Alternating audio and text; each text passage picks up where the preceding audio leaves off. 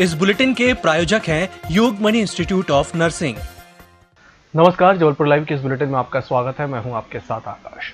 जिले के प्रभारी मंत्री और प्रदेश के कृषि मंत्री कमल पटेल ने राशन दुकान संचालकों के आंदोलन पर कहा है कि धरना आंदोलन समस्या का हल नहीं, सरकार को राशन दुकान संचालकों की भी चिंता, समस्याओं हल बातचीत से निकाला जाएगा। नगर प्रवास के दौरान कमल पटेल जिले में आंदोलन कर रहे राशन दुकान संचालकों की समस्या पर बोल रहे थे। गौरतलब है कि राशन दुकान संचालकों के आंदोलन के कारण जिले में हितग्राहियों को अनाज नहीं मिल पा रहा है। राशन दुकान संचालकों ने ग्रामीण इलाकों में अपनी पीओएस मशीनें जमा कर दी हैं और दुकानों में ताला लगा दिया है। ये राशन उनकी कुछ समस्याएं हैं और उसके लिए सरकार ने उनको आश्वासन भी दिया है और अभी उनके जो नेताओं को बिठाकर बात करके और उनकी समस्याओं का निराकरण भी करेंगे और उनसे हम अपील भी कर रहे हैं कि भाई धरना प्रदर्शन ही समस्या का हल नहीं है, आप सेवा करिए, कर्मचारी हैं और सरकार आपकी चिंता करेगी। प्रदेश के कृषि मंत्री कमल पटेल ने सोमवार को जवाहरलाल नेहरू कृषि विश्वविद्यालय के कृषि फॉर्म और अनुसंधान गतिविधियों का निरीक्षण किया। निरीक्षण के दौरान उन्होंने सीड डेवलपमेंट प्रोजेक्ट के तहत चल रहे अनुसंधान कार्यों की समीक्षा की। खेतों के बीच जाकर गेहूं, चना समेत कई फसलों के हाइब्रिड सीड प्रोडक्शन को देखा। इस अवसर पर विश्वविद्यालय के अधिकारियों से कहा कि अनुसंधान बेहतर है, लेकिन जब तक किसानों तक न पहुंचे तब तक इसका महत्व नहीं है। उन्होंने कहा कि हर जिले में एक गांव गोद लेकर वहां के किसानों को कृषि की नई सीड की जानकारी देते हुए उत्पादन करने के लिए प्रेरित करें। किसानों के लिए सब कहते हैं, किसान की बात करते हैं, किसान की खेती घाटे का धंधा क्यों है, किसान कर्ज में क्यों, किसान आत्महत्या क्यों करता, क्योंकि सिस्टम गलत था। चना, सरसों, मसूर की फसल आती है गेहूं के साथ या पहले, लेकिन खरीदी जाती थी जून जुलाई में। ये कांग्रेस के समय से नियम था, हमने उसको बदला है। अब चना, सरसों, मसूर पहले खरीदेंगे।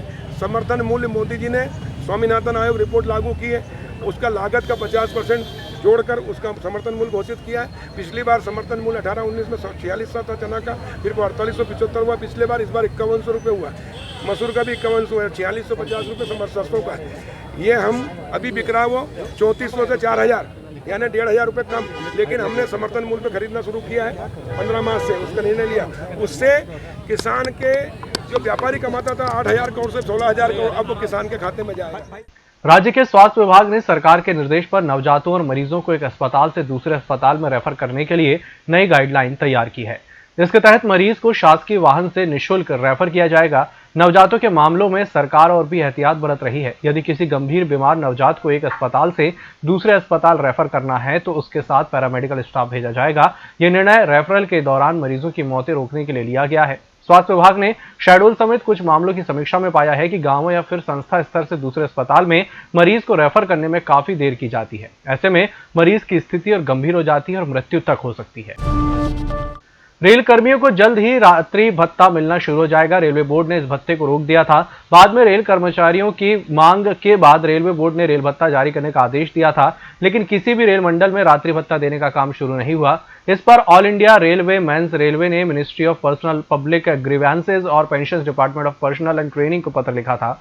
इस पत्र के जवाब में मंत्रालय के निदेशक कविंद्र जोशी ने AIRF के महासचिव शिव गोपाल को पत्र लिखकर आश्वासन दिया है कि जल्द ही रेल कर्मियों को रात्रि भत्ता मिलने लगेगा। नर्मदा जयंती से पूर्व ग्वारीघाट में मां नर्मदा चुनरी पदयात्रा समिति की ओर से 2100 फीट की चुनरी नर्मदा जी को अर्पित की गई। रांची बड़ा पत्थर दुर्गा मंदिर से पूजन अर्चन कर चुनरी पदयात्रा प्रारंभ की गई। चुनरी पदयात्रा में मध्य प्रदेश विधानसभा की पूर्व उपाध्यक्ष हिना कांवरे, नगर कांग्रेस अध्यक्ष दिनेश यादव, कैंटनमेंट उपाध्यक्ष अभिषेक चौक से गोविंद यादव शामिल हुए। चुनरी पदयात्रा में कोरोना गाइडलाइन का पालन करते हुए सीमित संख्या में आयोजित की गई थी।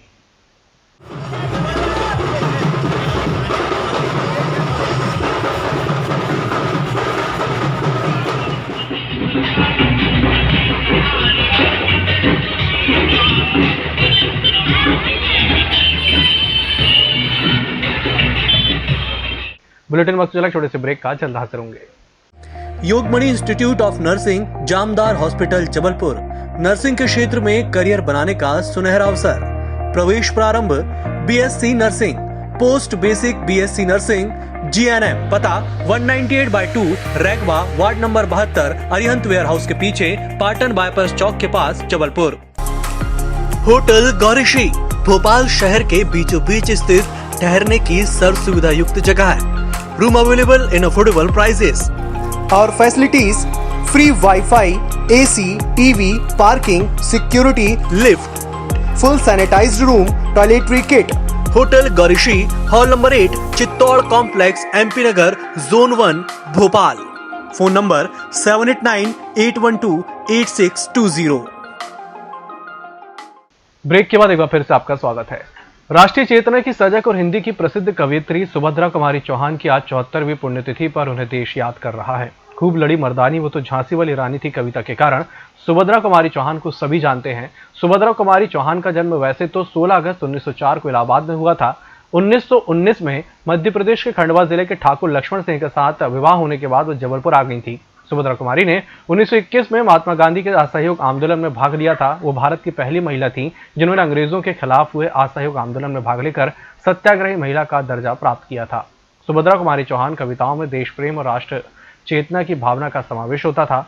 झांसी की रानी कविता को देश भर के स्कूलों में बच्चों को पढ़ाया जाता है। जबलपुर में अंग्रेजों के खिलाफ हुई कई आंदोलन में भी वो बराबर हिस्सा लेती रहीं और कई बार जेल गईं। स्वाधीनता आंदोलन में उनकी कविताओं के जरिए सत्याग्रहियों के नेतृत्व को रेखांकित करती हैं। 15 फरवरी 1948 को एक कार दुर्घटना में सुभद्रा कुमारी चौहान का निधन हो गया। देखिए, जबलपुर से उनका नाता 1919 के पास हुआ, जब वो शादी होने के बाद यहाँ आए। इसी घर में, ये घर तब किसी और रूप में था लेकिन था, और यहीं पर वो लोग आए और 1921 से वो मरते दम तक वो गांधी जी के काम में लगी रही।